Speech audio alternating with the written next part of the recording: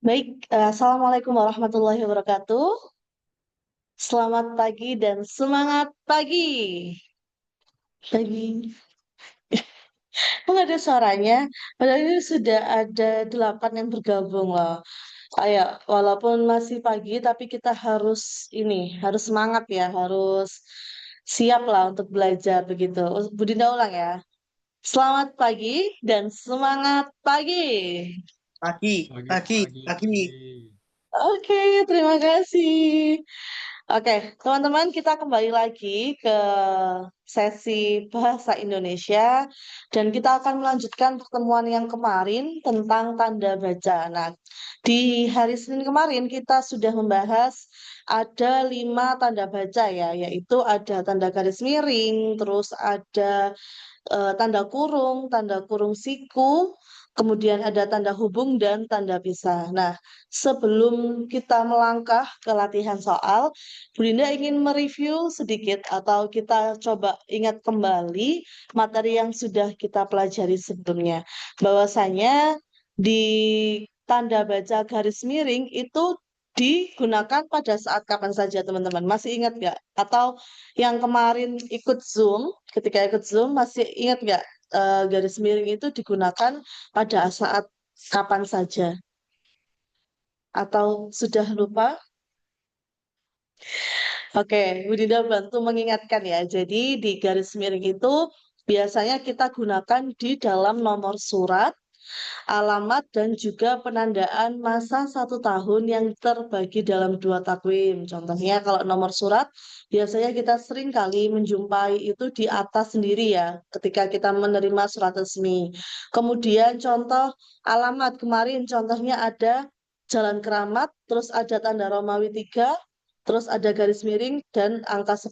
Maka artinya adalah Jalan Keramat, Gang 3, nomor 10. Kemudian contoh penandaan masa 1 tahun yang terbagi dalam 2 takwim itu seperti tahun ajaran 2025-2026. Nah, itu kan selalu diberi garis miring ya, bukan 2025 sampai 2026, tidak, melainkan menggunakan garis miring.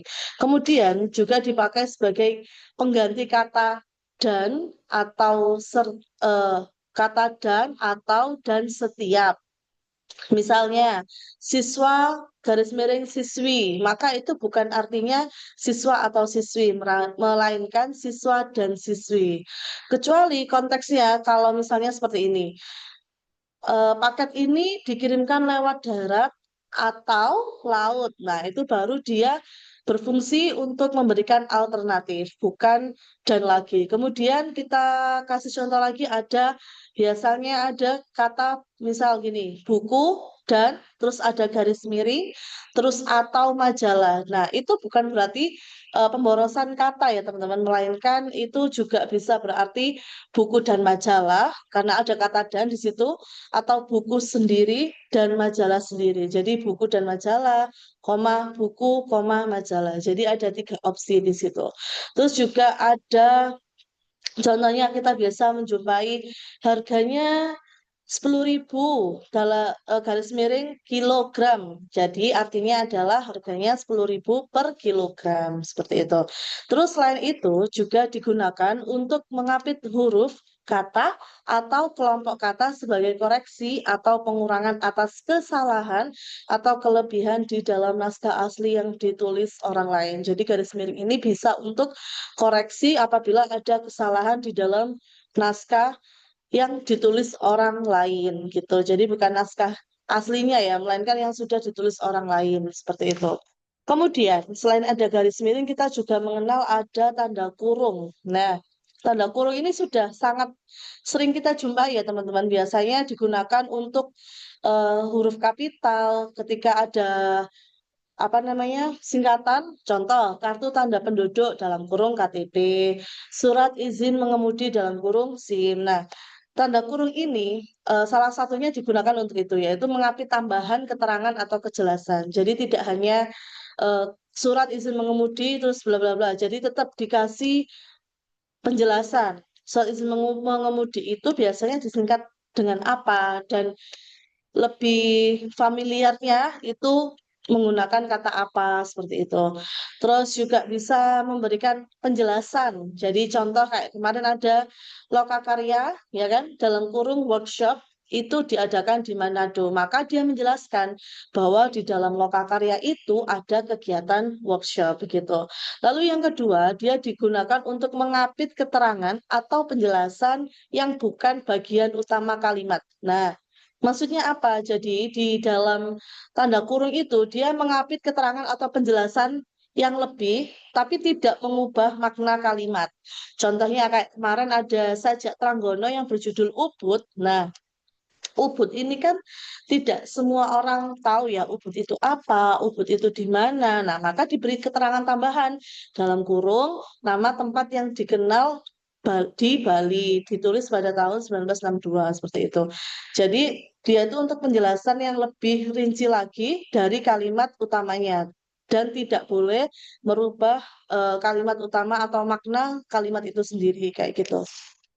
Lagi ada juga digunakan untuk mengapit huruf atau kata yang keberadaannya di dalam teks, tapi bisa dimunculkan atau dihilangkan. Seperti kemarin ya, dia berangkat ke kantor selalu menaiki dalam kurung bus Transjatim. Nah, tanpa misalnya bus ini, bus kan di dalam kurung ya, itu dia bisa digunakan atau juga dapat dihilangkan. Kenapa? Karena kita tahu kan, kalau Transjatim itu adalah kendaraan yang berupa bus atau bis, jadi tidak perlu ditampilkan pun tidak apa.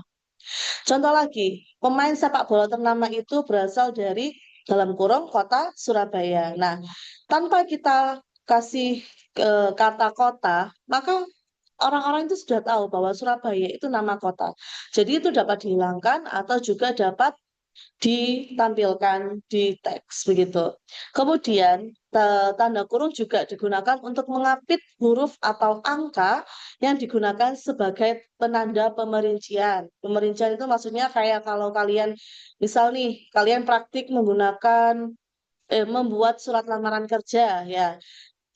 Jadi ada kalimat seperti kayak berikut kami lampirkan misalnya kayak gitu ya. Jadi satu dalam kurung satu, dalam kurung dua, dalam kurung tiga itu apa aja berkasnya. Jadi untuk memerinci atau mendetailkan lagi apa saja yang perlu disiapkan, apa saja yang harus dijelaskan di situ, apa saja yang harus dibawa seperti itu. Nah, kemudian kalau kita berbicara tanda kurung, ada juga yang namanya kurung siku. Nah, mungkin ini jarang orang pakai ya teman-teman, tapi kita belajar bahwasanya kurung siku ini juga ada loh manfaatnya atau fungsinya itu untuk apa. Jadi yang pertama digunakan untuk mengapit huruf, kata atau kelompok kata sebagai koreksi atau tambahan atas kesalahan dan kekurangan di dalam naskah asli yang ditulis orang lain. Jadi kurung siku ini fungsinya yang pertama untuk mengoreksi kesalahan atau mengoreksi tambahan yang ada di dalam teks. Kemudian dapat juga dipakai untuk mengapit keterangan dalam kalimat penjelas yang terdapat dalam tanda kurung. Nah, jadi biasanya kan tadi kan kalau tanda kurung menambahkan penjelasan ya. Jadi dia itu lebih memperjelas lagi. Nah, di dalam tanda kurung itu bisa saja ada kurung siku yang fungsinya untuk memperjelas lagi. Jadi kalau dalam kurungnya itu dia memberikan penjelasan, maka kurung siku itu untuk menegaskan ulang. Nah, maka di sini teman-teman, adakah yang tahu perbedaan tanda kurung dan tanda kurung siku kalau kita berbicara tentang fungsi dari tanda itu sendiri gimana kira-kira? Ada yang bisa menjelaskan nggak fungsinya tanda kurung dan tanda kurung siku itu bedanya di mana sih gitu? Ada? Oh, suaranya hilang. Dari tadi hilangnya. Ada kok Bu suaranya. Kenapa? Suaranya ada kok Bu. Oh, kok tadi ada yang bilang suaranya hilang ya?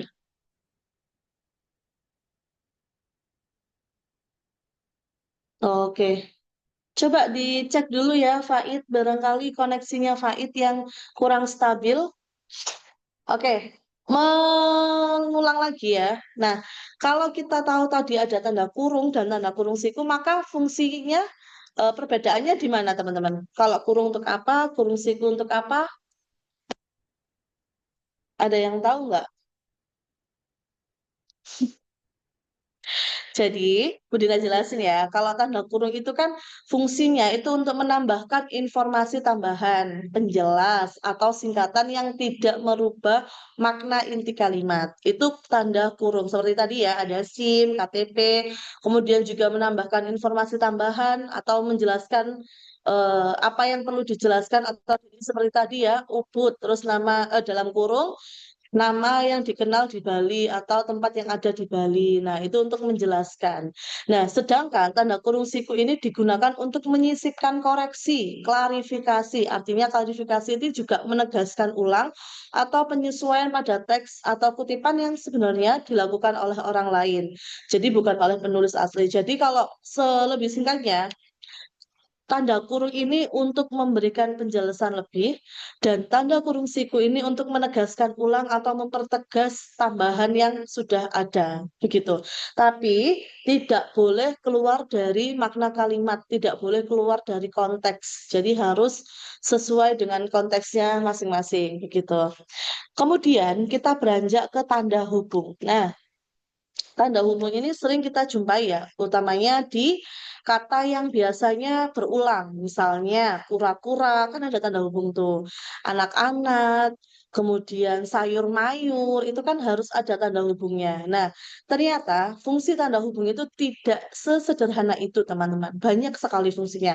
Nah, yang pertama, itu digunakan untuk menandai bagian kata yang terpenggal oleh pergantian baris. Ketika kalian membuat tulisan atau kalian menulis di buku tulis, ketika sampai di pojok sendiri itu tidak cukup, nah maka kalian boleh melanjutkan di bawahnya, tapi dengan catatan harus diberi tanda hubung. Contoh, memperjelas, berarti nanti tulisannya memper dalam tanda hubung jelas, atau contoh mengukur berarti terus tanda hubung ukur. Jadi kalaupun dia dipisah dengan tanda hubung atau dilanjutkan di bawahnya itu juga tidak boleh asal ya. Jadi harus katanya itu harus sesuai. Jangan sampai contoh ya tadi mengukur, mengu dalam kurung kur. Nah, itu gak boleh ya, tapi harus sesuai konteksnya. Meng tanda hubung kur. Nah, ukur kayak gitu. Nah, itu baru tepat. Kemudian dipakai untuk menyambung unsur kata ulang. Nah, tadi ya kita sudah bahas unsur kata ulang, contohnya anak-anak, terus berulang-ulang, terus kemerah-merahan, terus sorry, buku-buku, dan lain sebagainya. Banyak sekali ya. Terus selain itu tanda hubung juga digunakan untuk menyambung tanggal, bulan, dan tahun yang dinyatakan dengan angka. Nah, contohnya hari ini kan tanggal 3 ya, 3 September. 03 tanda hubung 09 tanda hubung 2025. Jadi kalau kalian kadang kan ada yang bilang 03 seret 09 seret nggak kayak gitu ya, jadi pakai istilah tanda hubung. Nah, penulisan tanggal bulan dan tahun yang menggunakan angka itu maka harus ada tanda hubungnya. Kemudian juga digunakan untuk menyambung huruf dalam kata yang dieja satu-satu. Misalnya siswa berarti S tanda hubung, I tanda hubung, S tanda hubung, W tanda hubung, A. Nah, jadi itu digunakan untuk memenggal per huruf di dalam sebuah kata. Kemudian selain itu ada juga dipakai untuk memperjelas hubungan bagian kata atau ungkapan. Contoh, berevolusi, maka bernya itu kan tambahan ya atau imbuhan dan kata dasarnya adalah evolusi. Maka untuk menulis tanda hubung itu menggunakan kata berdulu yang merupakan imbuhannya, baru kasih tanda hubung, baru kasih huruf dasarnya atau kata dasarnya, bertanda hubung evolusi. Contoh lagi, berkembang biak. Kemarin kita kasih contoh itu ya. Maka ber ber ber terus tanda hubung kembang biak. Contoh, mesin hitung tangan. Nah, maka mesin hitung terus tanda hubung tangan, bukan mesin tanda hubung hitung tangan. Nah, itu sudah maknanya berbeda, teman-teman. Nah, selain itu juga digunakan untuk merangkai. Merangkai apa yang pertama? Se, kata se ya. Misalnya se-Jawa Timur, nah itu harus ada tanda hubungnya. Se-Sidoarjo, se-Indonesia itu harus ada tanda hubung. Dan ini kata se yang ada tanda hubungnya itu diberi tanda hubung apabila kata setelahnya dimulai huruf kapital. Contoh tadi ya, se-Jawa Timur. Maka Jawa Timur kan diawali dengan huruf kapital. Maka se dalam tanda hubung Jawa Timur. Terus juga se-Sidoarjo. Karena Sidoarjo nama kota, maka dia diawali oleh huruf kapital. Maka harus ada tanda hubungnya. Oke.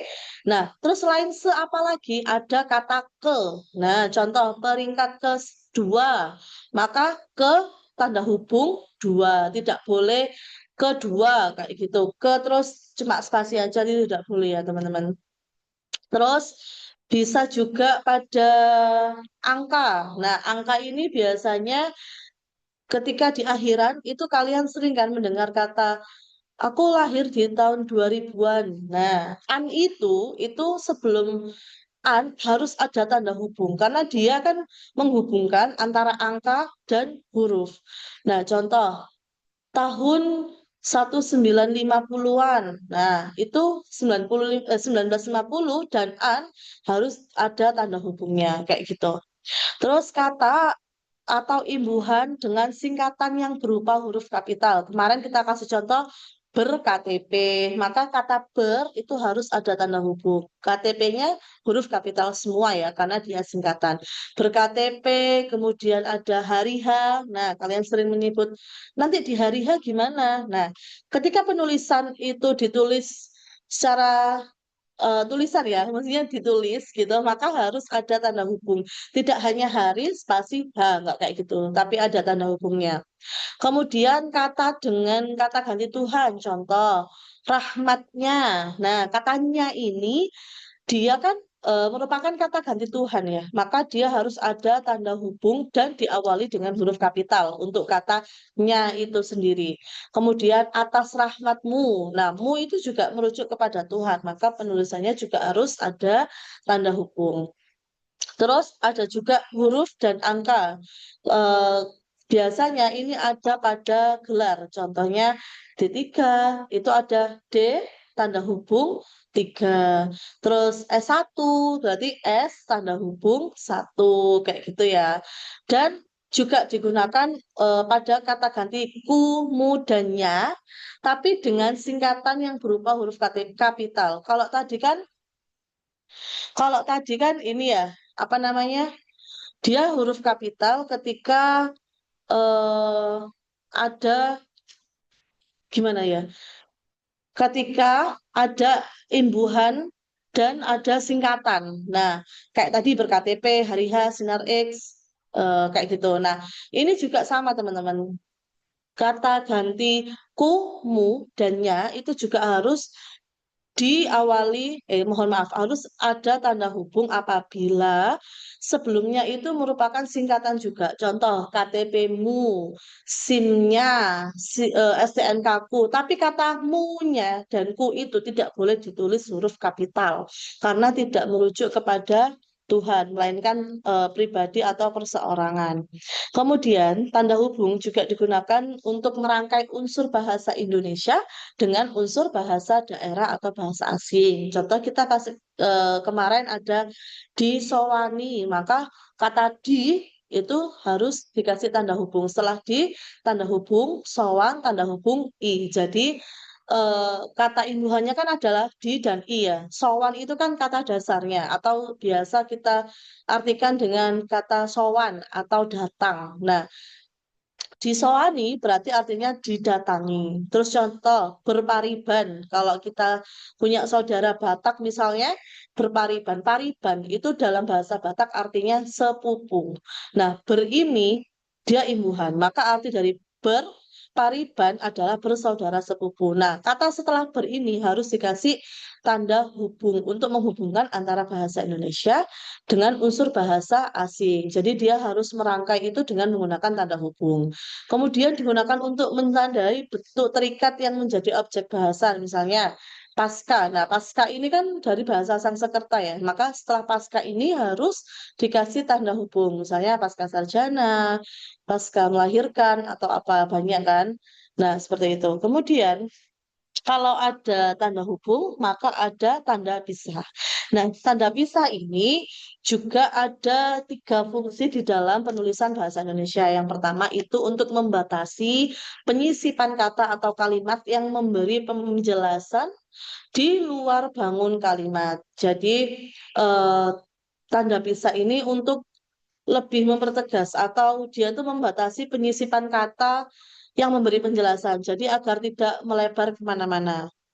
Kemudian yang B itu digunakan untuk di antara dua bilangan, tanggal atau tempat yang berarti sampai dengan atau sampai ke contoh.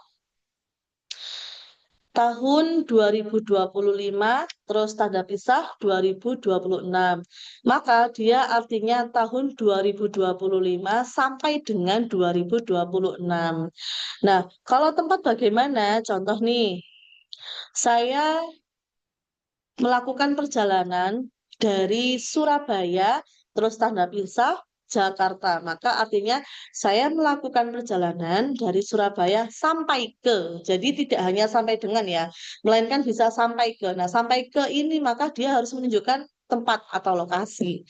Sampai ke Jakarta. Jadi digunakan untuk tanggal, dua bilangan ya, tanggal atau tempat. Nah, kalau tempat ini sampai ke, kalau tanggal itu sampai dengan.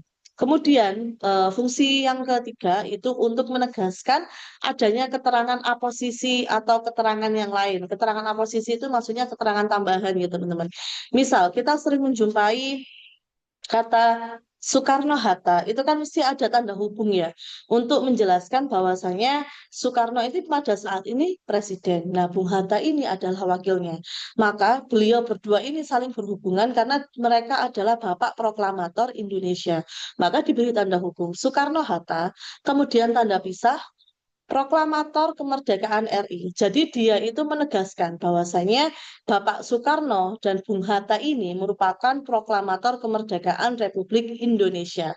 Kemudian diakhiri dengan tanda pisah kembali, diabadikan menjadikan nama Bandar Udara Internasional. Jadi tanda pisah ini untuk menegaskan ya, menegaskan keterangan sebelumnya.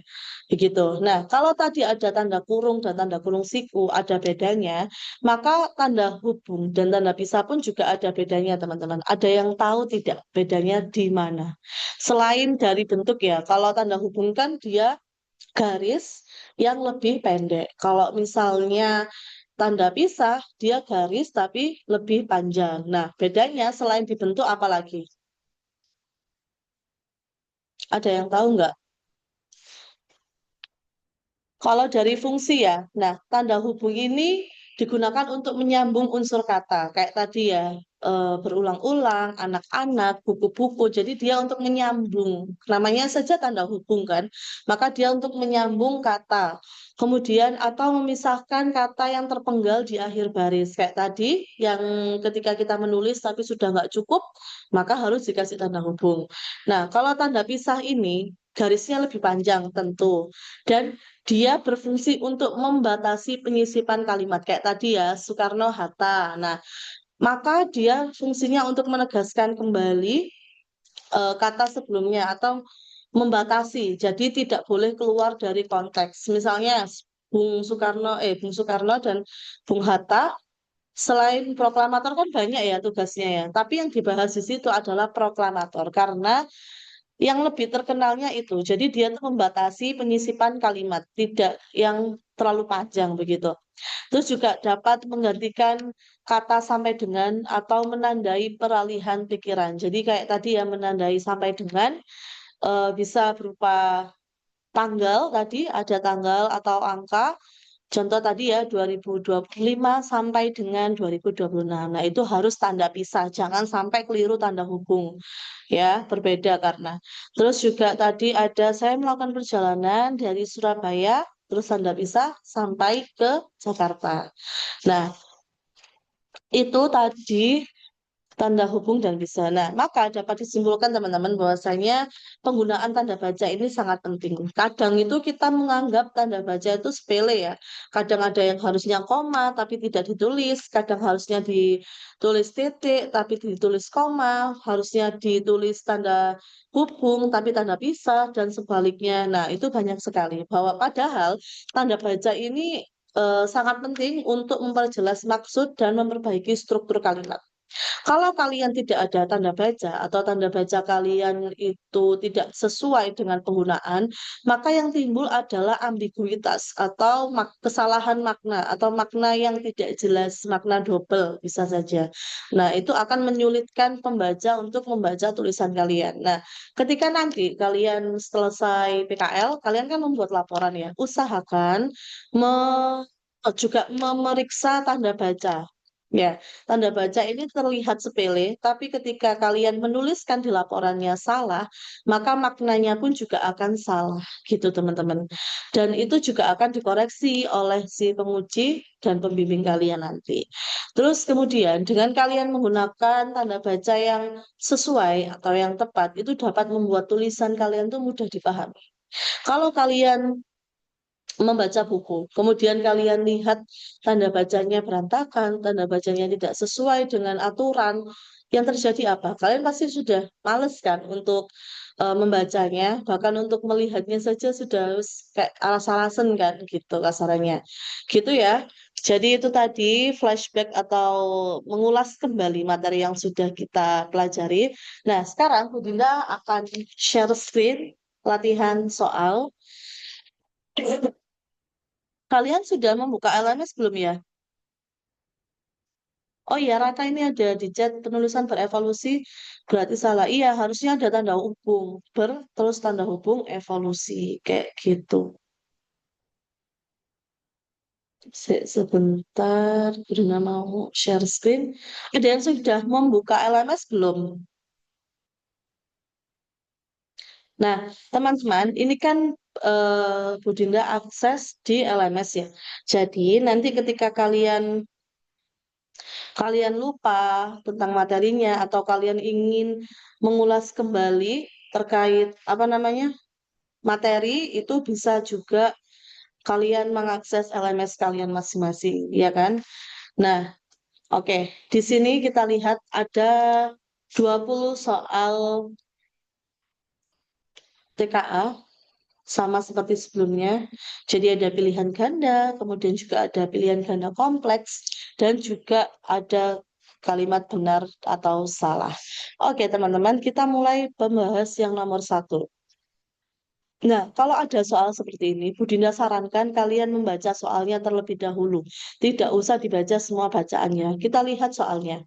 Berdasarkan bacaan di atas, fungsi tanda garis miring pada istilah hardware atau software, nah di situ adalah untuk apa teman-teman? Kira-kira A, B, C, D, E?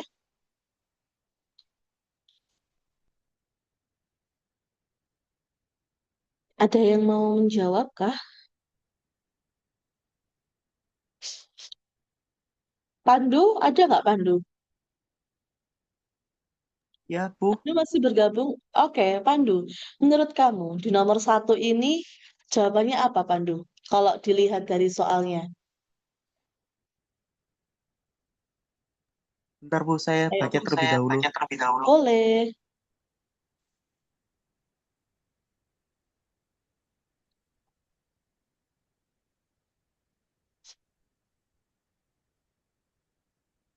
Langsung baca soalnya aja.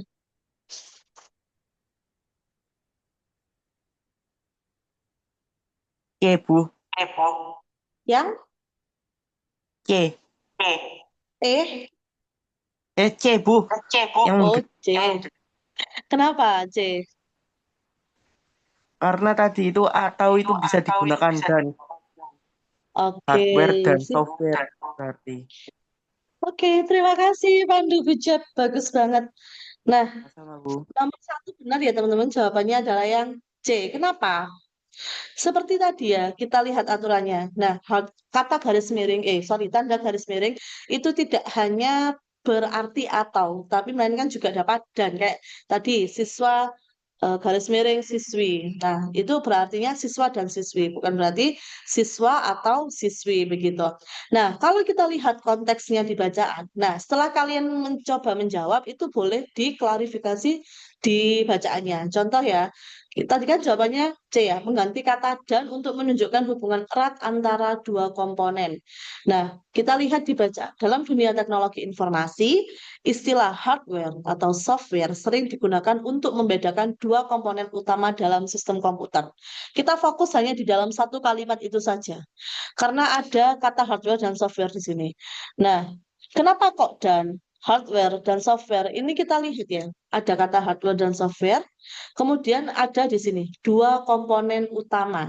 Nah, dua komponen utama, maka dia tidak boleh dipisahkan. Nah, maka jawabannya adalah yang dan bukan salah satu, gitu ya. Oke, sip. Nomor satu yang C. Nomor dua, Bu Dinda mau siapa ya? Faid, Faid ada nggak? Masih gabung nggak sama kita? Iya ada Bu. Oke, nomor dua Faid. Bagaimana Faid? Silakan dibaca dulu soalnya.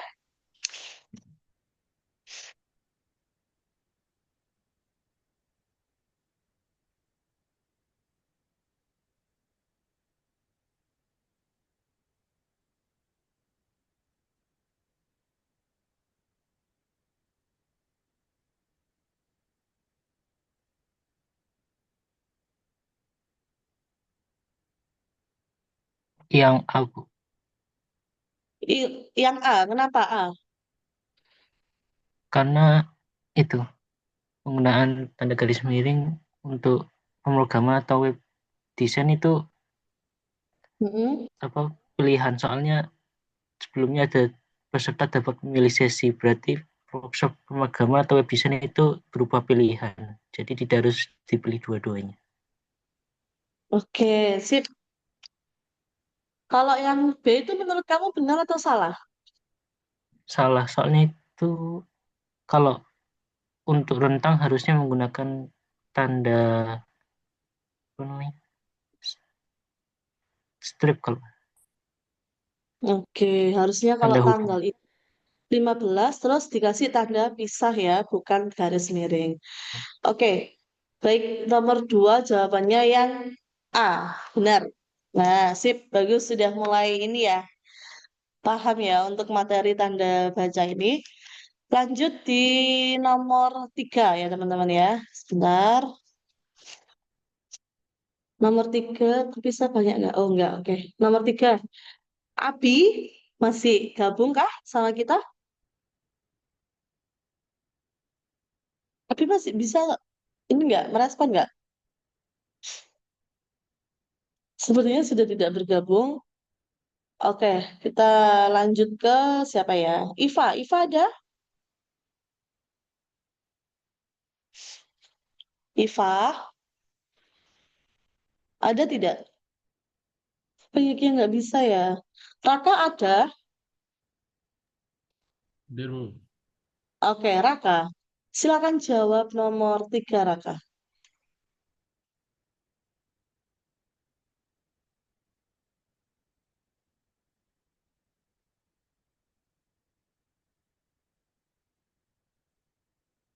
Dibaca dulu boleh?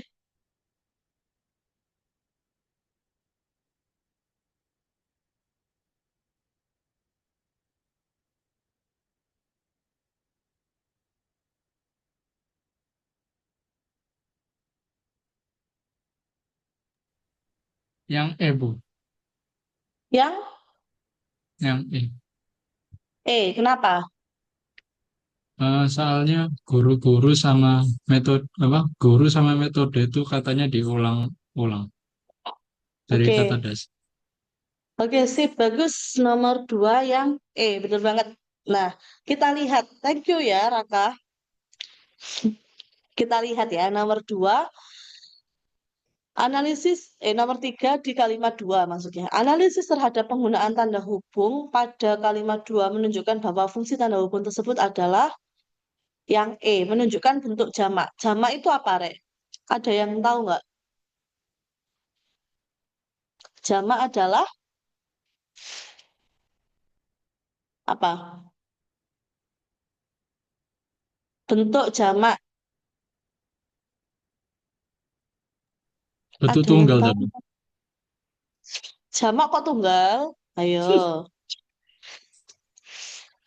Bentuk jamak itu yang menunjukkan lebih dari satu atau banyak. Nah, kalau kita lihat ya di soalnya, semisal itu hanya guru tersebut, nah maka hanya berfokus pada berapa?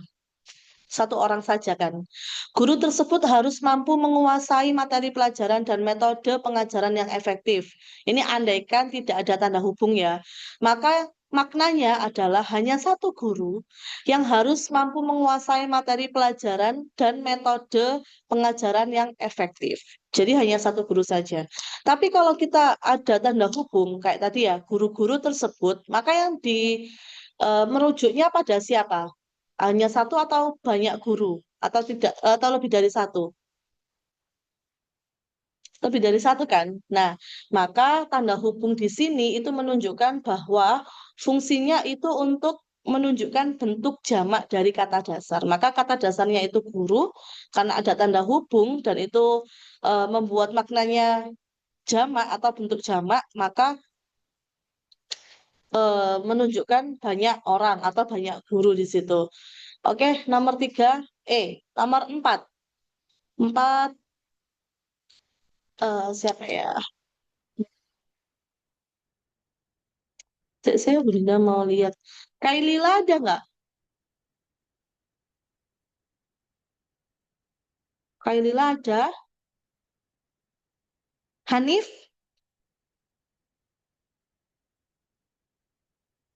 Oke, mungkin tidak. Ini ya, kita lanjut lanjut bahas sama-sama aja deh, ya kan? Nomor empat, kita lihat fungsi tanda hubung yang tepat pada kalimat berikut adalah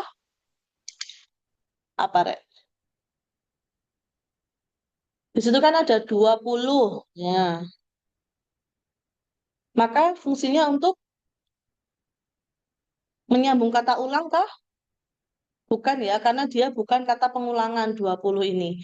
Terus memisahkan unsur kata majemuk juga tidak, karena tidak ada unsur majemuk di sini. Mengganti tanda koma juga tidak, karena sudah tepat ya tanda komanya di situ. Karena setelah itu ada kata misalnya 20. Terus menyambung unsur kata yang terputus juga tidak, karena dia bukan untuk menyambung kata yang terputus. Nah, yang memperjelas angka rangkaian. Nah, jawabannya yang ya. Karena yang tadi ya, kayak kemarin ada 25, maka 2, tanda hubung, puluh, tanda hubung, 5. Nah, maka dia tuh untuk memperjelas angka rangkaian itu sendiri. Maka yang nomor 4 adalah yang E. Nomor 5, pilihan penggunaan tanda hubung untuk menunjukkan penghilangan suku kata yang tepat adalah yang mana kira-kira, Rek? A, B, C, D, E. Oke, kita lihat yang A. Di tahun 90-an, nah itu salah ya. Harusnya ada tanda hubung ketika 90, terus ada tanda hubung an. Dia menyambung antara angka 90 dan kata an. Jadi yang A itu sudah jelas salah. Kemudian yang B, periode 2000-an. Nah, ini benar ya. Untuk menunjukkan penghilangan suku kata. Benar atau salah? Sesuai ya. Karena kenapa kok penghilangan suku kata? Kalau kita lihat periode 2000-an, maka maknanya adalah bisa 2001, 2002, 2003, 2004, dan seterusnya. Nah, maka untuk mempersingkat itu, dikasih tanda atau dikasih tanda hubung dan diikuti oleh kataan. Maka maknanya bisa luas. Maka dia eh, fungsinya 2000-an ini untuk menunjukkan penghilangan suku kata yang ada di dalam kalimat. Maka jawabannya adalah yang B ya. Kalau yang C, ia membaca buku-buku lama. Tidak ya, karena dia awalnya dasar menjadi jamak. Yang D pun sama. Nah, yang E malah tidak ada tanda hubungnya, mobil-mobil. Jadi yang 5 adalah yang B, bebek. 6. Kita lihat. Nah, 6 ini ada bacaannya dan ada dua bacaan. Untuk soal nomor 6 dan 7, apa fungsi tanda kurung siku pada kalimat kutipan A? Kita lihat kutipan A. Nah, di sini kalimat yang nomor 2 ya, yang ada kurung sikunya, kita lihat sebelumnya, kalimat sebelumnya. Dalam teks ilmiah, tanda kurung siku biasanya digunakan untuk menyisipkan penjelasan, koreksi, atau tambahan dari penulis yang bukan bagian asli kutipan. Contohnya, dalam kutipan berikut, ia, terus tanda siku, Kopernikus telah membuktikan bahwa bumi bergerak mengelilingi matahari. Nah, kita sampaikan di situ. Sampai cukup situ dulu. Nah, kira-kira fungsi dari tanda siku itu untuk apa? Yang A menandai bagian yang salah, tidak ya, karena dia tidak ada koreksi. Terus Kopernikus ini kan nama orang ya, jadi tidak salah. Yang B, menyisipkan penjelasan atau koreksi penulis tanpa mengubah makna asli kutipan. Benar atau tidak? Fungsi kurung siku tadi kan untuk menyisipkan koreksi atau penjelasan yang lebih merujuk ya. Maka nomor yang B adalah benar. Kenapa? Kita lihat konteksnya, menyisipkan penjelasan atau koreksi penulis. Nah, koreksi penulis benar ya, karena di situ ada nama penulisnya dan dia itu memperjelas atau mengoreksi bagian yang iya. Nah, iya itu kan merujuk pada seseorang. Kemudian dikoreksi namanya yaitu Kopernikus atau disisipkan namanya untuk merujuk kepada orang tersebut. Kalau yang C memberikan penanda agar kalimat dihapus, enggak ya. Jadi kalau dihapus nanti kurang jelas atau ambigu. Contoh, kalau kita hapus, ia telah membuktikan bahwa bumi bergerak mengelilingi matahari. Nah, ia ini siapa? Kan tidak ada ya. Tidak dijelaskan. Maka yang C itu salah. Mengapit kalimat yang bersifat opsional. Tidak ya, karena dia bukan opsi. Menyatakan singkatan kata dalam kalimat. Dia juga bukan singkatan. Maka yang tepat adalah yang B atau bebek. 7. Bagaimana fungsi tanda kurung biasa, jadi yang melengkung itu pada kalimat dalam bacaan B. Nah, kalimat bacaan B adalah yang kalimat 2. Kira-kira yang mana teman-teman? Nomor 7. Di bagian apa yang benar? Kita merujuk pada fungsi ya. Fungsi tanda siku itu untuk memberikan penjelasan lebih. Maka kalau kita lihat dari opsi jawaban, yang tepat adalah yang mana? Yang A. Sudah jelas ya. Kita lihat di kalimat 2. Misalnya dalam kalimat kegiatan belajar dalam kurung, maka dia itu memberikan penjelasan, teman-teman, bahwasanya kegiatan belajar itu biasanya dilakukan di kelas. Nah, maka di situ ada kan tanda kurung yang biasanya berlangsung di kelas, sekarang diadakan secara daring kayak gitu. Jadi untuk tanda kurung ini fungsinya untuk memberikan penjelasan tambahan yang bisa dihilangkan. Jadi dia bisa dihilangkan tanpa mengubah makna. Kalaupun dia dihilangkan, itu tidak merubah maknanya. Contoh, kegiatan belajar, kita tidak usah membaca yang dalam kurung ya. Kegiatan belajar diadakan secara daring.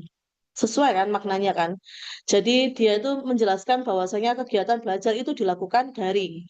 Nah, kalaupun ada teks ini, contoh kegiatan belajar bahwasanya dia ditambahi yang biasanya berlangsung di kelas, ya itu untuk menambahkan keterangan sebelumnya, sekarang itu diadakan secara daring. Dua-duanya memiliki makna yang sama, bahwasanya kegiatan pembelajaran sekarang itu diadakan secara daring.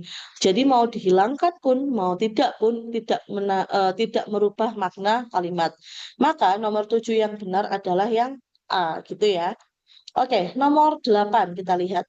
Manakah kalimat berikut yang menggunakan tanda kurung siku dengan tepat? Kita lihat yang A. Kegiatan belajar diadakan secara daring. Tadi ya, dia sesuai atau tidak,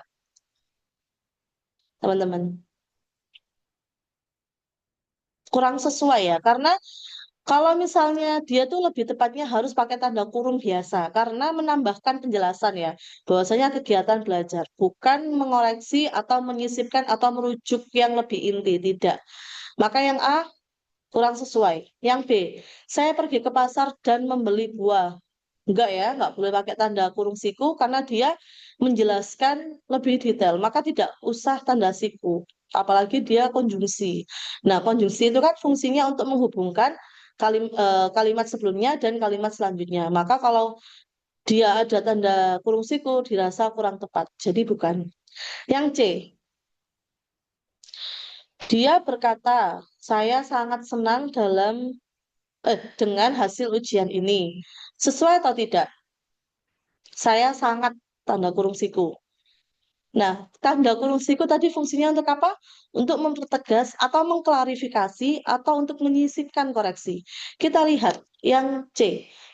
Saya sangat senang. Kalau misalnya apakah dia termasuk mengklarifikasi atau mempertegas? Apa coba teman-teman? Dia untuk mempertegaskan. Kalau misalnya perasaan ketika saya senang dengan hasil ujian ini, maka yang dirasakan adalah ya udah senang aja gitu loh, kayak biasa aja. Tapi kalau ada kata saya sangat senang, maka senangnya itu mendalam atau senang banget kayak gitu. Maka yang C itu tepat ya, dia untuk mengklarifikasi bahwasanya apa yang dirasakan saat itu adalah sangat senang begitu. Jadi yang nomor 8 adalah yang cicak. Nomor 9. Dalam tulisan ilmiah, fungsi tanda kurung berbeda dengan tanda kurung siku. Pilihan fungsi tanda kurung yang paling tepat adalah untuk yang menyisipkan koreksi, ini fungsinya kurung siku, jadi tidak ya. Mengganti tanda petik juga enggak, karena tanda petik memiliki fungsinya sendiri. Yang C, menandai bagian yang hilang dalam kutipan, enggak ya, karena tadi adalah fungsi dari tanda kurung biasa yang tadi bisa dihilangkan atau dimunculkan di dalam teks. Kemudian yang D, menyisipkan penjelasan tambahan atau keterangan dalam kalimat. Benar ya, karena dia mempertegas. Nah, jadi ketika ada penjelasan di dalam tanda kurung, nah ada tanda kurung siku di dalam tanda kurung, paham ya? Jadi ada tanda kurung, di dalamnya ada tanda kurung siku. Nah, maka dia itu tujuannya untuk menyisipkan penjelasan tambahan yang lebih spesifik di dalam kalimat tersebut. Jadi nomor 9 adalah yang dadu. Yang E tidak ya, menandai tahun atau periode waktu. Itu bukan. Oke, nomor 10. Manakah kalimat berikut yang menggunakan tanda kurung untuk menyisipkan keterangan dengan benar? Mana teman-teman? Berarti ini adalah fungsi tanda kurung. A, B, C, D, E. Faid, bisa dibantu nggak Faid? Untuk 10 yang mana Faid? Faid masih bergabung nggak? Abi, Abi ada nggak? Nah, udah ada nggak? Ada yang nggak gabung nih. Oke, kita lihat ya, nomor 10. Yang menyisipkan keterangan dengan benar. Yang A, pemerintah mengeluarkan aturan baru yang kontroversial. Benar nggak?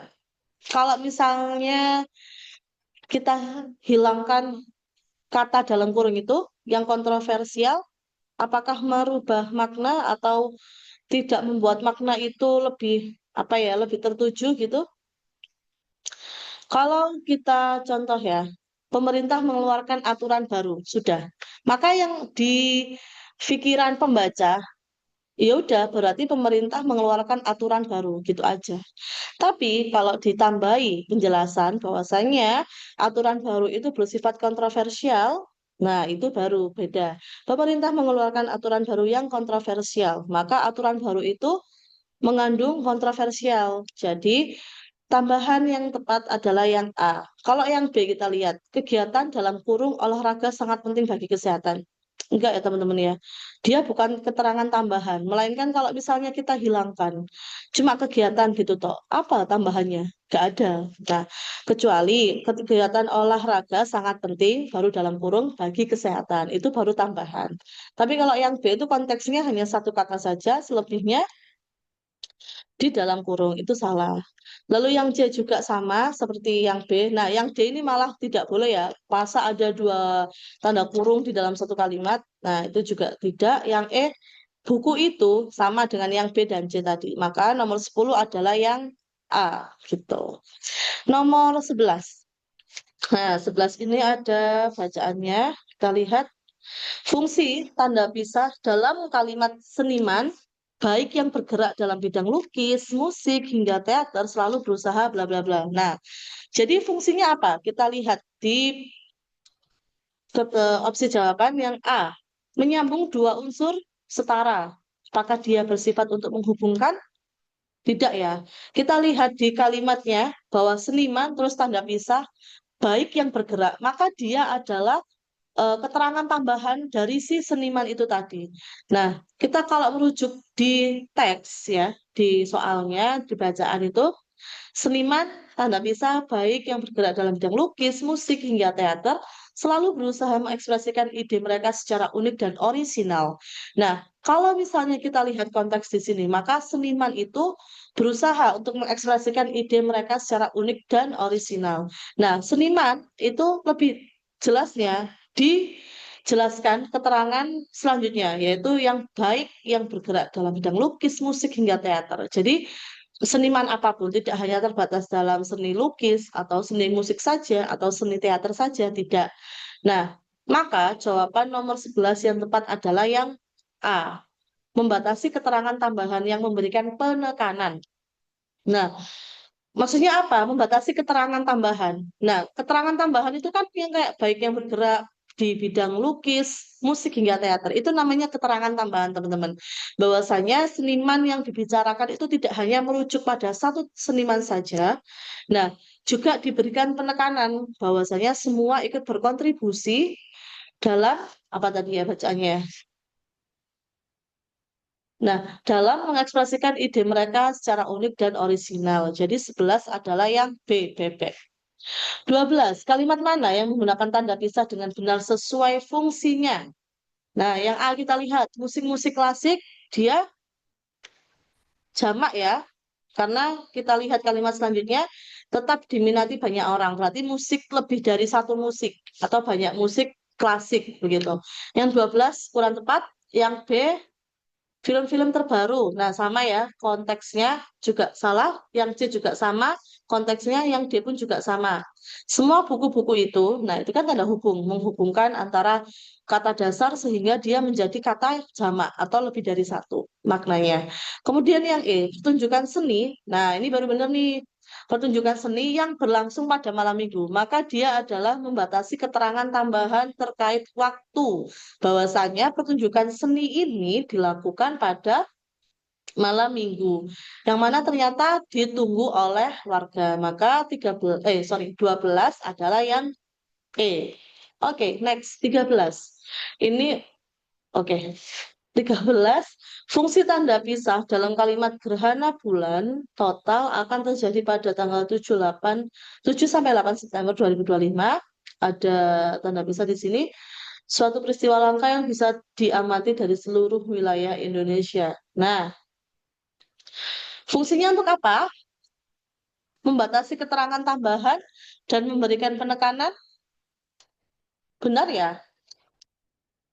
Jadi di sini bahwasanya kalimat intinya adalah adanya gerhana bulan total yang akan terjadi pada 7 sampai 8 September 2025. Kemudian dia dijelaskan atau dia ada keterangan lagi bahwasanya peristiwa ini adalah peristiwa yang langka yang bisa diamati dari seluruh wilayah Indonesia. Nah, ini tuh dia tambahan keterangan tapi juga memberikan penekanan bahwasanya fenomena gerhana bulan total itu terjadi di tanggal segini, tanggal 7 sampai 8 September 2025. Dan fenomena tersebut sudah bisa diamati dari seluruh wilayah Indonesia. Kalau yang D, menunjukkan rentang tanggal, tidak ya, karena di sini kan sudah ada tanggal dan dia menggunakan tanda hubung di sini. Harusnya dia menggunakan tanda pisah nggak sih? Ya kan? Nah, itu juga kurang tepat berarti. Terus menyambung dua unsur kalimat yang setara, kan? Mengganti tanda koma, enggak ya. Koma itu ada fungsinya sendiri yang sudah kalian pelajari sebelumnya. Menunjukkan pertentangan antara dua bagian kalimat juga kurang sesuai, karena tidak ada pertentangan di sini. Dia hanya menjelaskan, dia hanya memberikan penekanan terhadap fenomena tersebut. Oke, kita next nomor 14. Wih, banyak ya. Manakah pernyataan berikut yang benar mengenai penggunaan tanda hubung dan tanda pisah dalam teks? Nah, ini jawaban lebih dari satu. Kita lihat, kalau lebih dari satu, maka kita harus teliti ya, teman-teman. Yang A, tanda pisah digunakan untuk membatasi keterangan tambahan dalam kalimat satu. Kita lihat kalimat satu. Dalam pembuatan film animasi, proses praproduksi, nah ini ada tanda pisah ya. Jadi ini tanda hubung, ini tanda pisah. Lebih panjang kan? Nah, jangan sampai keliru ya. Yang mencakup penulisan, jadi dia menjelaskan dari ini. Proses praproduksi itu dia mencakup apa aja? Mencakup penulisan, naskah, pembuatan storyboard, dan desain karakter, ya kan? Maka keterangan nomor yang A itu benar ya, membatasi keterangan tambahan. Nah, oke, kita keep dulu. Nomor 14 yang A.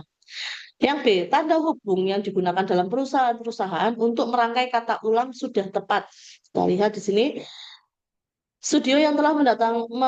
banyak studio yang telah menandatangani kontrak kerjasama dengan perusahaan-perusahaan besar. Artinya apa? Tidak hanya satu perusahaan besar yang menandatangani, melainkan bisa dua atau lebih. Nah, kita lihat di sini kan ada keterangannya, seperti PT Animasiku dan DreamWorks. Nah, lebih dari satu kan? Maka dia sudah tepat karena bentuknya dari kata dasar menjadi jamak. Oke, yang B kita keep. Yang C, tanda pisah dalam kalimat 3 digunakan untuk menghubungkan istilah. Kalau dari ini aja udah beda ya teman-teman, kan tanda pisah dan tanda hubung beda. Jadi dia tidak untuk menghubungkan. Yang C berarti bukan ya, salah. Kemudian yang D, tanda hubung dipakai untuk menggabungkan nama perusahaan seperti PT Animasiku. Enggak ya, kalau PT Animasiku kan dia nama perusahaan, maka ya wis ditulis biasa aja, tidak perlu tanda hubung atau tanda pisah. Kemudian yang E, tanda pisah dipakai untuk merangkai kata majemuk seperti animator-animator. Nah, ini salah. Karena ini untuk merangkai kata majemuk adalah menggunakan kata hubung. Nah, kalau kita lihat di sini. Nah, kata hubung kan bukan tanda pisah. Maka 14 yang tepat adalah A dan B. Next 15. Manakah pernyataan berikut yang benar mengenai penggunaan tanda garis miring dalam teks tersebut? Kita lihat di sini yang A.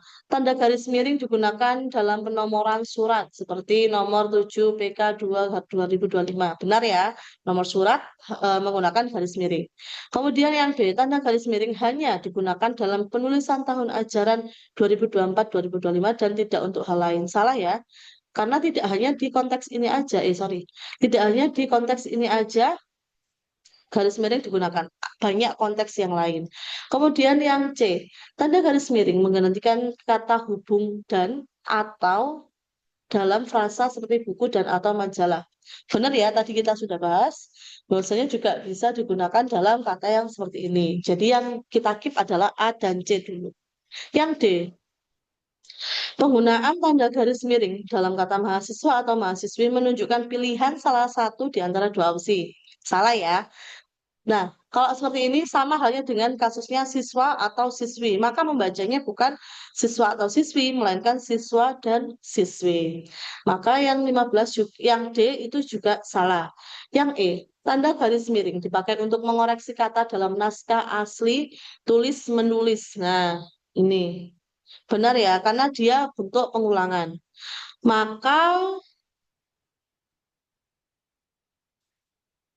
yang 15 adalah A, C, dan E. Oke, nomor 16. Manakah dari pernyataan berikut yang benar mengenai tanda kurung siku dalam teks? Nah, kita lihat opsinya. Tanda kurung siku bisa digunakan untuk menuliskan keterangan tambahan biasa di luar kutipan. Salah ya, maka kalau kurung siku itu harus di dalam kutipan, tidak di luar. Yang B, penggunaan tanda kurung siku untuk menambahkan penjelasan dalam kutipan di kalimat satu sudah tepat. Kita lihat di sini. Dalam kutipan pidato tersebut, penulis menambahkan penjelasan dengan menggunakan tanda kurung siku, misalnya Pancasila sebagai dasar negara. Nah, ada tanda kurung siku, maka dia untuk apa? Mengklarifikasi atau mempertegas ya, bahwasanya Pancasila sebagai dasar negara ini sudah diputuskan dalam sidang BPU PKI. Nah, jadi yang D itu sudah cepat. Kita keep dulu yang B. Kemudian yang C, penggunaan tanda kurung siku pada kalimat Indonesia Merdeka tahun 1945 di kalimat 2. Salah, karena keterangan bukan sisipan koreksi resmi dalam kutipan. Sesuai ya, karena tidak perlu dikasih kurung siku. Dia bukan koreksi, dia bukan menegaskan ulang, karena semua sudah tahu bahwasanya Indonesia Merdeka itu di tahun 1945. Jadi dia tidak berfungsi untuk mengoreksi atau mengklarifikasi atau menegaskan ulang. Jadi yang C itu sesuai ya, karena di sini adalah keterangan bukan sisipan koreksi. Dan ini pernyataannya adalah salah. Maka dia jawabannya yang C. Yang D, penulisan tanda kurung siku dengan menempatkan kata asli tanpa koreksi atau keterangan adalah keliru. Sesuai ya, karena kalau kurung siku itu harus menempatkan kata aslinya. Nah, barulah dikoreksi. Jadi yang D kita keep juga. Jadi ada B, C, dan D yang sudah kita keep. Dan yang E, tanda kurung siku tidak boleh dipakai untuk keterangan, melainkan hanya untuk koreksi. Salah atau benar? Salah ya, karena bukan tidak boleh dipakai untuk keterangan, dia boleh untuk memperjelas. Begitu. Maka dan fungsi untuk kurung siku ini tidak hanya untuk mengoreksi, tapi juga mengklarifikasi, untuk menegaskan ulang gitu ya. Jadi untuk 16 adalah yang B, C, dan D. 17. Mana pernyataan berikut yang terkait kesalahan penggunaan tanda kurung dalam teks? Nah, kita lihat. Penggunaan tanda kurung pada edisi terbaru dalam kalimat 1 tidak perlu karena tidak menjelaskan apapun. Kita fokus ke pertanyaannya, yaitu yang terkait kesalahan penggunaan berikut, manakah pernyataan berikut yang terkait kesalahan penggunaan? Ini salah ya, pernyataannya salah. Kenapa salah? Edisi terbaru ini boleh menggunakan tanda kurung karena dia kan menambah penjelasan bahwasanya ini membeli majalah Sense edisi terbaru. Maka yang ditambahkan penjelasannya di sini adalah majalah ini itu edisi terbaru. Maka yang A ini benar. Karena apa? Nih, terkait kesalahan. Maka yang dicari adalah yang pernyataan yang salah. Nah, yang A ini pernyataannya adalah salah. Yang B, penggunaan tanda kurung pada Jawa Barat dalam kalimat 2 salah karena Jakarta tidak termasuk wilayah Jawa Barat. Nah, kalau kita lihat kalimatnya itu benar, salah karena Jakarta tidak termasuk wilayah Jawa Barat. Dia yang benar, tapi yang ditanyakan adalah terkait kesalahan. Maka yang ditanyakan adalah pernyataan yang salah. Yang B berarti tidak sakit. Yang C, penulisan singkatan surat izin mengemudi dalam kalimat 3 sudah tepat. Sudah tepat ya, tapi sekali lagi yang kita cari adalah yang salah. Yang C berarti sudah tepat tapi bukan jawabannya. Yang D, tanda kurung dapat digunakan untuk mengapit keterangan yang bukan bagian utama kalimat. Itu juga tepat karena kayak tadi ya, Ubud dalam kurung nama yang ada di Bali. Nah, itu kan keterangan yang bukan bagian utama kalimat. Nah, yang D itu pernyataannya tepat, tapi yang dicari adalah yang salah. Jadi B, C, D bukan ya. Yang E, tanda kurung dalam kalimat 2 tidak salah asalkan digunakan untuk penjelasan nama daerah terkait. Kita lihat nomor 2. Oke. Namun kalimat dia lahir di Jakarta dalam kurung Jawa Barat, nah di situ dia salah ya, karena dia menuliskan penjelasan nama dan Jakarta itu bukan berasal dari Jawa Barat. Maka karena dia pernyataannya salah, maka dia jawabannya. Yang jawaban nomor 17 berarti A dan B begitu. 18. Nah, ini benar salah teman-teman. Oke, kita lihat. Dia membeli buku-buku sejarah dan novel-novel favoritnya pada tanggal 25/8/2025. Salah atau benar? Kalau kita lihat di sini, tanda hubung ini sudah benar ya. Buku-buku sejarah, berarti tidak hanya satu. Terus juga novel-novel favoritnya, tidak hanya satu novel. Tapi kesalahannya ada di sini. Nah, dia tidak boleh menggunakan tanda garis miring, kecuali kalau dia di nomor surat. Harusnya menggunakan tanda apa tadi? Tanda hubung atau tanda pisah? Adakah yang masih ingat tanda hubung atau tanda pisah kira-kira? Gimana guys? Dia harus menggunakan tanda hubung karena menghubungkan antara tanggal, bulan, dan waktu. Jadi nomor 18 adalah salah. Nomor kalimat 2. Perjalanan dari Jakarta. Nah, ini tanda pisah karena lebih panjang ya. Jakarta Bandung berlangsung lancar pagi tadi. Sudah jelas benar ya. Karena tanda pisah itu juga mengartikan sampai ke. Nah, maka di situ perjalanan dari Jakarta sampai ke Bandung. Nah, itu sudah benar. Lalu yang 3. Pemerintah menurut laporan terbaru itu tanda pisah akan menaikkan dana pendidikan tahun depan. Benar ya. Karena di sini dia memberikan keterangan tambahan dan penekanan bahwasanya menurut laporan terbaru. Jadi kalau misalnya kita coba hilangkan kata menurut laporan terbaru, pemerintah akan menaikkan dana pendidikan tahun depan. Kan ambigu ya. Nah, ini kapan? Akannya ini kapan? Nah, sedangkan diperjelas dan dipertegas dan diklarifikasi oleh adanya tanda pisah ini menurut laporan terbaru. Jadi merujuknya ke laporan terbaru. Maka 18 adalah salah, benar, dan benar. Gitu. 19. Yang kalimat 1. Tanda kurung siku kurang tepat digunakan untuk memberi penjelasan tambahan dalam kutipan pada kalimat 1. Salah atau benar, teman-teman? Yang 19. Kurang tepat. Kita lihat kalimat 1. Upacara ngaben dalam kurung siku pembakaran jenazah. Nah, ini tidak ya. Tidak tepat. Karena apa? Harusnya bukan pakai kurung siku kalau dia menambahkan penjelasan, melainkan menggunakan tanda kurung yang biasa. Kayak tadi ya, ubud, terus tanda kurung. Nah, kasusnya sama seperti itu. Maka pernyataan ini itu benar, karena di sini kan kurang tepat. Jadi pernyataannya benar. Lalu yang kedua, kalimat 3 benar penggunaan tanda kurung dan tanda kurung siku yang berdampingan untuk memberikan keterangan. Ini dan ini. Salah ya, karena dia memiliki fungsi yang berbeda, kecuali kalau tanda siku ini digunakan di dalam kurung, maka dia benar. Karena kalau kayak gini salah, teman-teman. Karena fungsinya kan untuk mengklarifikasi. Kalau kurung siku ya, kurung siku itu mengklarifikasi, menegaskan, dan memberikan penjelasan yang tambahan yang lebih merujuk pada sesuatu. Nah, yang kalimat 2 ini salah. Yang ketiga, penggunaan tanda kurung pada kalimat 2 sudah benar mengapit keterangan tambahan tentang tari. Kalimat 2, oke di sini. Pada kalimat tari lenggong, nah dalam kurung tarian klasik Bali. Nah ini benar ya, karena dia menambahkan penjelasan bahwa tari lenggong ini berasal dari Bali dan dia adalah tarian yang klasik. Oke, jadi benar, salah, dan benar. Next 20. Garis miring pada nomor surat ini digunakan untuk memisahkan bagian nomor sesuai standar penulisan resmi.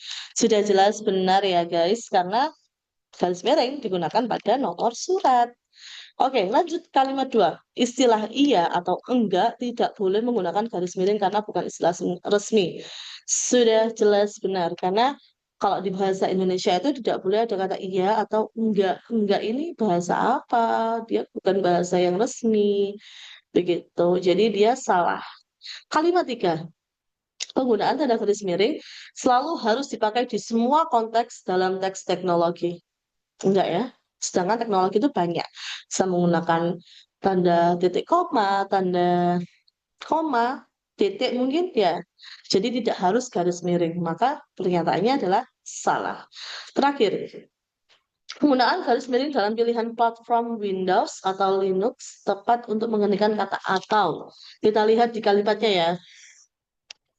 Dalam pengembangan perangkat lunak, pilihan antara platform, nah karena ada kata pilihan, maka dia fungsinya adalah untuk alternatif memilih. Jadi sudah tepat ya, menggantikan kata atau. Karena kalau memilih kan atau ya. Jadi jawabannya adalah benar, salah, salah, dan benar. Begitu teman-teman. Oke, sudah habis soalnya.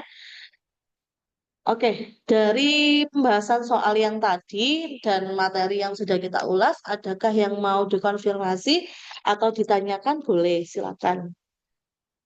Atau sudah cukup jelas? Bagaimana? Sudah cukup jelas, Rek?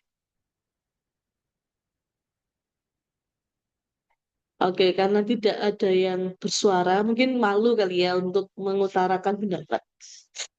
Gak apa-apa, Rek. Kalau kalian itu harus percaya diri ketika misalnya ada seperti ini, boleh banget kok. Bu, saya mau tanya. Bu, saya mau misalnya ada yang jawaban Budina yang salah. Bu, itu bukannya yang ini ya. Nah, itu boleh banget. Dan itu melatih kepercayaan diri kalian. Salah benar itu tidak apa, karena kalian juga mesti belajar gitu ya. Oke, karena Budinda rasa tadi juga ada yang reaction. Sebentar ada chat Bunda lihat. Oke, cukup Hanif. Terima kasih konfirmasinya Hanif. Oke, karena Budinda merasa kalau kalian sudah bisa dan sudah paham ya, semoga. Nah, kalau kalian lupa atau kalian mau belajar ulang atau kalian mau berlatih soal, boleh banget membuka LMS kalian yang ada. Di situ sudah ada materi, ada latihan soal, ada video yang sudah kita record sama-sama ini dan juga ada latihannya. Nah, latihannya ya ini teman-teman. Jadi kalau kalian menemukan ada soal yang mungkin semacam ini, kalian bisa banget buka LMS, bisa banget lihat apa ya kemarin ya lupa aku. Nah, sangat dimudahkan sekali. Jadi silakan dimanfaatkan dengan sebaik mungkin. Oke, mungkin itu saja dari Bu Dinda.